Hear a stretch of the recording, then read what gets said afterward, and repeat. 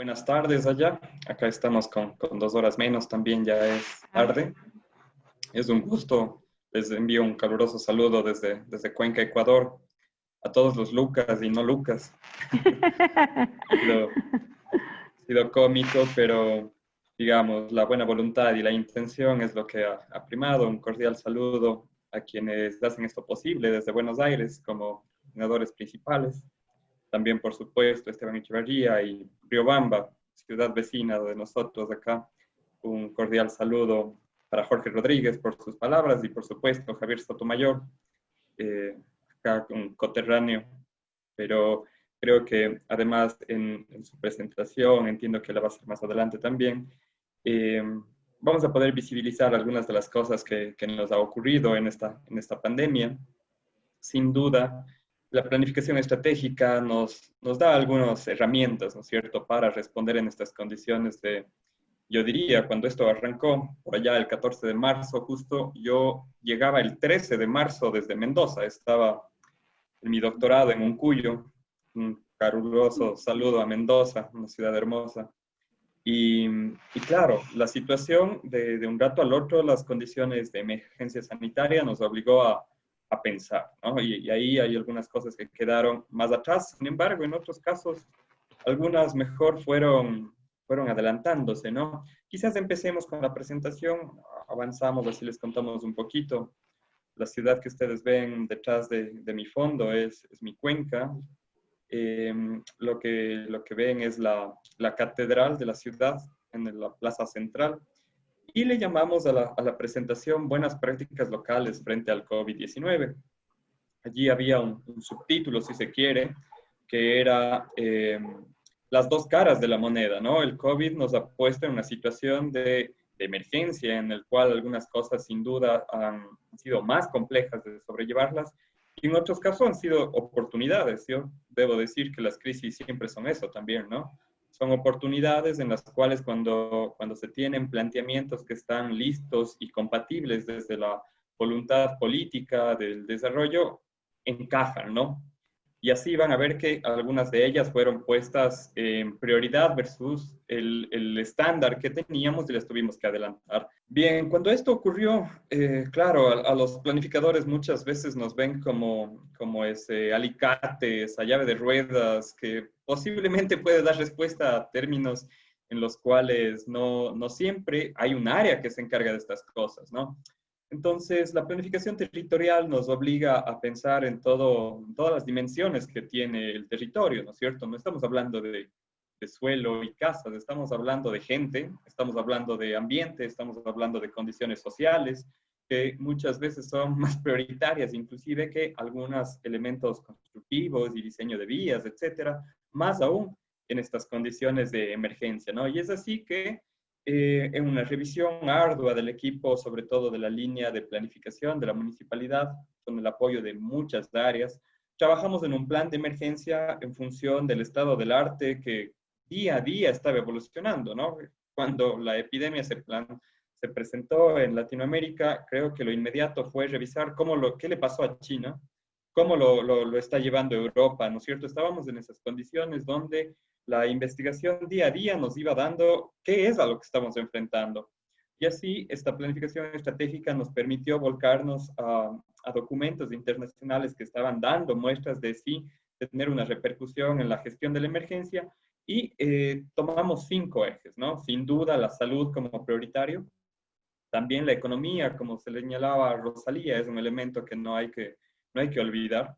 El ámbito social, bueno, ahí quizás nosotros en Ecuador, particularmente en Cuenca, y eso que Cuenca es una de las ciudades, diría yo, en distancias socioeconómicas y espaciales de menor concentración de pobreza o distancia hacia clases sociales más altas, sin duda tenemos también esos conflictos. Entonces, este también era un elemento importante. La movilidad, o sea, cómo desde China llegó hasta cada recóndito lugar de nuestro planeta. Nosotros teníamos condiciones como Galápagos, nuestras islas encantadas que ustedes conocen.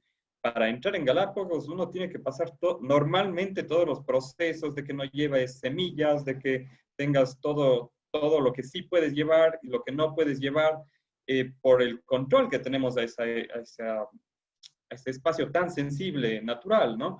Entonces, la movilidad interna, intracantonal, intranacional, sin duda tomó un espacio también que merecía un eje de trabajo fuerte. Y la gestión en sí, ¿no? La administración pública respondiendo a las diarias necesidades de la ciudadanía, por eso un quinto eje de servicios, de cómo en estas condiciones, muchas veces, inclusive tuvimos un periodo largo de cuarentena, ¿no? De reclusión en los hogares, cómo el día a día continuaba, porque si no, sin duda íbamos a tener un problema inmanejable. Entonces, avancemos, por favor. En el eje 1, nuestra ciudad, el cantón, ahí Javier puede dar más cuenta de ello. Ustedes son, como Argentina, por ejemplo, tomando el ejemplo, son federados, ¿no es cierto? Tienen ciertas leyes de orden federal, provincial y otras de carácter nacional.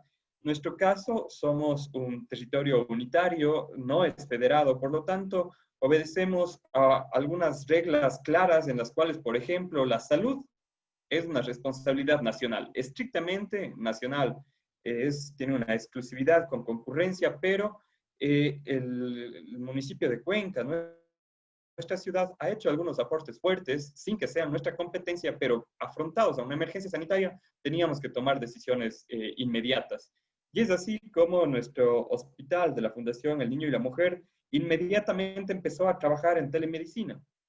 Telemedicina haciendo una especie de screening, un primer filtro que nos permita, inclusive con un test virtual, trabajando con la academia, con investigadores, para poder a la ciudadanía atenderle en función de que no todos estaban, ¿no es cierto?, con COVID. Esto recién iniciaba, pero las dificultades, inclusive en estas situaciones que nos pasa como seres humanos, una simple tos, una temperatura que podía ser de acuerdo al clima, etcétera, ya en la gente producía la posibilidad de, no, es que ya la contraje, ¿no? Y allí este screening, esta telemedicina nos permitió articular algunas acciones. Primero, darle una primera respuesta a la ciudadanía que tenía peligro en salir de casa, utilizar el transporte público, etcétera, para llegar a un centro de salud.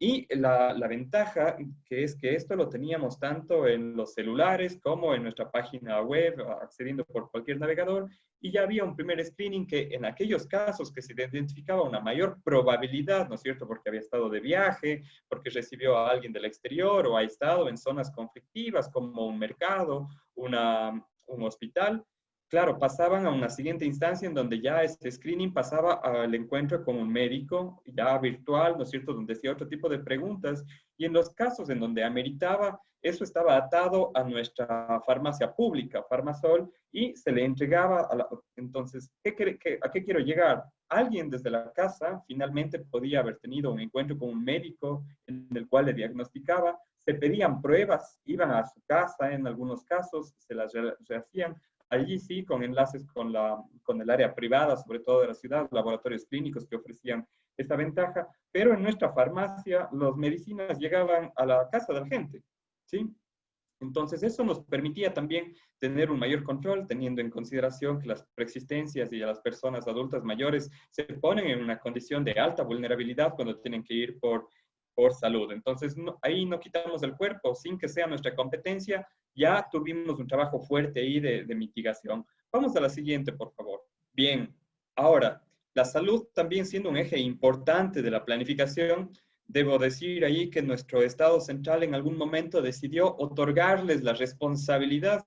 Imagínense lo que es decidir la responsabilidad si la gente debe quedarse en casa, debe salir, en qué condiciones debe salir, pero sin la capacidad de ser competentes directos sobre la salud, por ejemplo, ¿no? Entonces, no podíamos decir hay que contratar médicos porque no es nuestra función, pero sí debíamos decidir si la gente debía quedar en casa en una situación de cuarentena casi que absoluta, en una semaforización que se propuso, y ahí lo que nosotros sí hicimos como municipio es tomar estas decisiones, al menos con la mayor cantidad de información que pudimos. El plan de emergencia que desarrollamos desde un inicio contaba con 84 indicadores, 10 indicadores claves que ratificaban además 4 ejes importantes, pero a través de la recopilación de datos y su procesamiento se tomaban las decisiones y en situaciones semanales, cada viernes del COE cantonal, el COE es el Comité de Operaciones de Emergencia, revisaba cómo estaba la estadística, transmitía hacia los tomadores de decisiones para que se pueda ir gestionando la emergencia en los ámbitos sociales, económicos, inclusive de comunicación y por supuesto de salud. Y es así como llegábamos, si ustedes ven, ¿no? Desde el puesto de mando unificado, en donde colapsaban o se consolidaban todos los indicadores, las fuentes de información, hacia una siguiente instancia de depuración de datos, siempre con ingreso de un registro histórico, porque esta pandemia nos obligaba a revisar lo que venía sucediendo, ¿no es cierto? Más adelante, cuando la situación ya pasaba algunos meses, nos dimos cuenta inclusive que ciertas decisiones, simples vocerías públicas, por ejemplo, como en un lamentable momento el ministro de Salud del país dijo la situación está controlada, 15 días después nosotros teníamos un colapso en los hospitales, ¿no? Un pico que subía de una manera mucho más fuerte de lo que se venía produciendo. Entonces, eso nos permitió ese registro histórico ir midiendo cada una de estas cosas.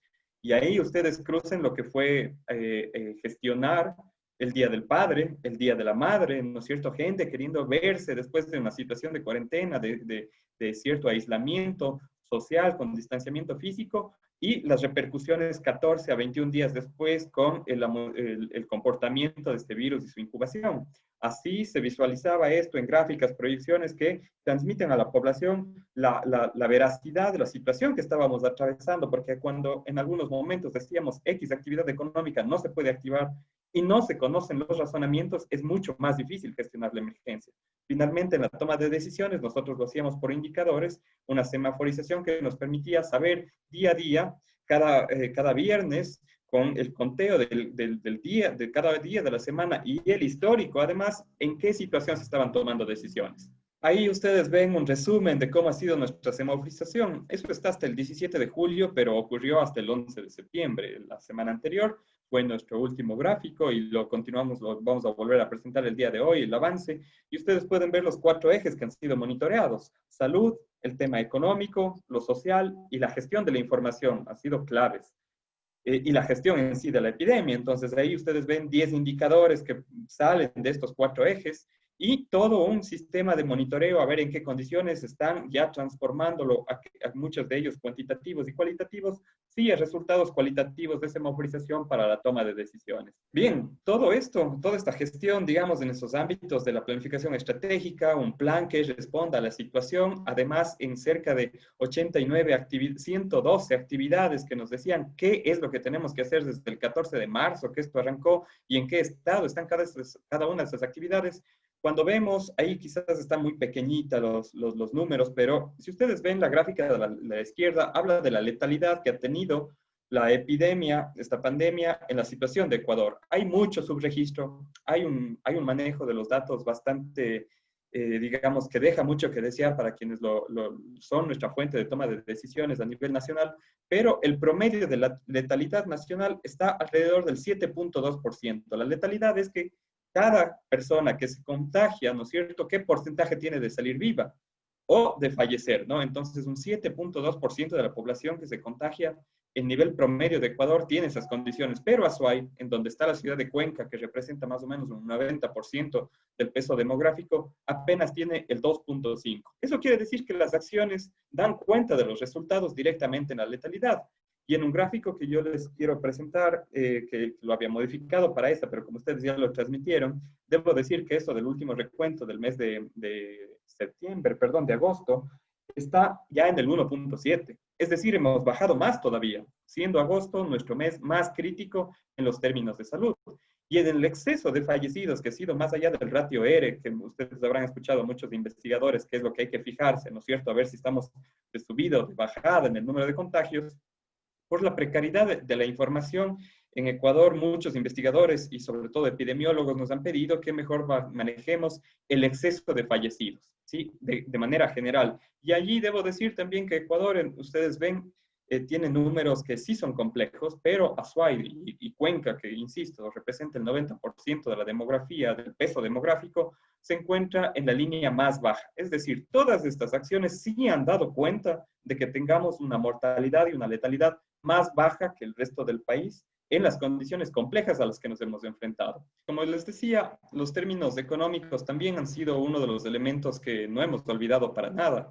Y en el eje económico, una de las principales actividades, y que esto lo teníamos programado, pero lo tuvimos que madurar a mayor velocidad, fue el crear una plataforma. Ustedes comprenderán que con la cuarentena, fábricas que no podían tener el mismo aforo, comercios que no atendían, muchas de los eslabones de la cadena productiva se fueron rompiendo, ¿no es cierto? Porque quien generaba el insumo ya no lo daba, a quien le quería vender ya no lo quería, ya no salían de casa los compradores, etcétera. Entonces tuvimos un gran colapso y creo que esto nos ha pasado a muchos. Pero, ¿qué es lo que hicimos? Poner de una manera virtual todo aquel ciudadano que tenía una habilidad y muchas veces por una contracción económica, una fábrica, por ejemplo, pastelera, reducía su personal, esa persona quedaba en una situación de desempleo, pero tenía habilidades y las tiene. Entonces, ¿qué es lo que hicimos? Conectar al que sabe hacer pasteles, el que sabe hacer pan, con el que está buscando pan. Además, lo conectábamos con el que puede transportar el pan, que por las mismas situaciones económicas perdió. Entonces, así generamos toda una plataforma de georreferenciación en todo nuestro cantón, en donde están localizados todos los comercios que proveen y dónde está localizada la gente que provee esos servicios. Inclusive, yendo más allá, esto no está solamente para un ámbito artesanal o de producción quizás de orden básico, como puede ser una panadería. En esta situación de emergencia, la computadora se transformó en un elemento clave, ¿no es cierto? Y yo ya no podía ir al centro comercial o al centro de la ciudad en donde estaba el ingeniero en sistemas o el amigo de confianza que me reparaba mi máquina. Entonces, ahí en la plataforma, yo también localizo a arquitectos, carpinteros, ingenieros en sistema, abogados, y muy posiblemente lo que está es más cerca de lo que yo imaginaba ese personaje, ¿no es cierto? Esa capacidad de resolverlo. Entonces, yo ya no necesitaba mi vehículo, yo ya no tenía que estar de acuerdo a la placa para ver si podía utilizar mi carro o no, porque también hubieron ese tipo de restricciones. Y yendo más a lo fondo de esto, recuerden que cuando nosotros tenemos un barrio, y por eso la plataforma llama Mi Barrio, muchos de estos barrios tienen una condición de cierta autonomía o independencia, ¿no? Yo no sé quién vive al frente. Del todo, yo no sé quién en un departamento son todos mis vecinos, qué habilidades tienen.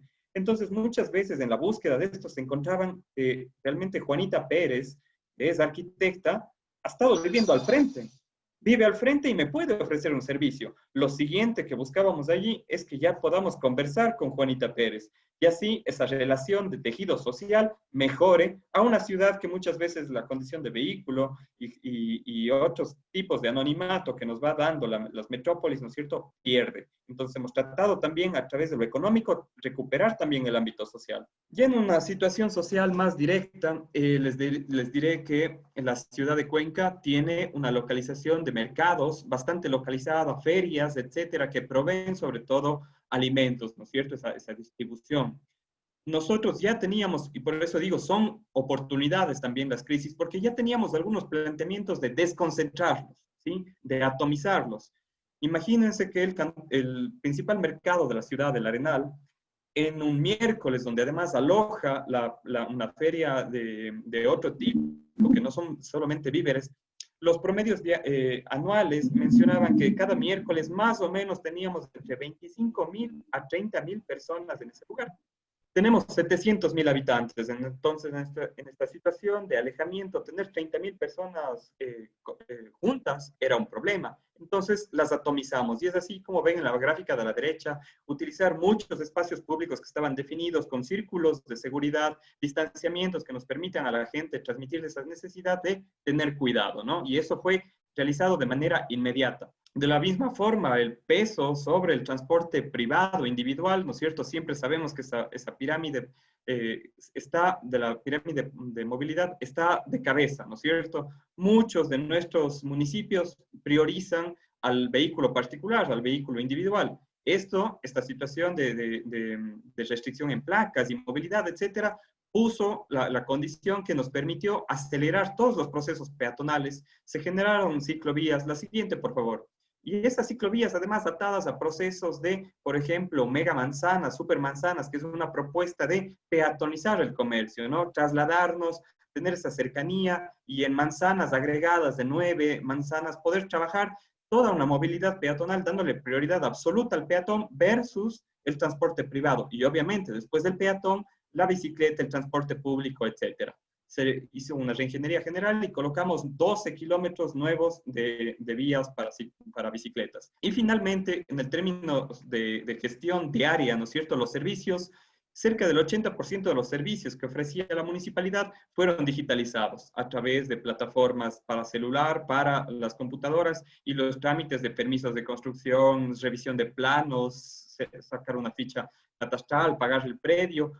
Todo lo que pudimos lo transformamos en digital y eso ha permitido que la gente no tenga que desplazarse, no tener concentración de personas en esta situación de epidemia y además incrementamos versus el ámbito virtual versus el presencial, la mejora en los tiempos de respuesta. Esto nos dio un incremento de satisfacción de los usuarios, de los ciudadanos, y esas eran cosas que en el plan de trabajo de esta municipalidad los tenía sobre la mesa, pero debieron ser priorizados de una manera inmediata versus la situación de la emergencia.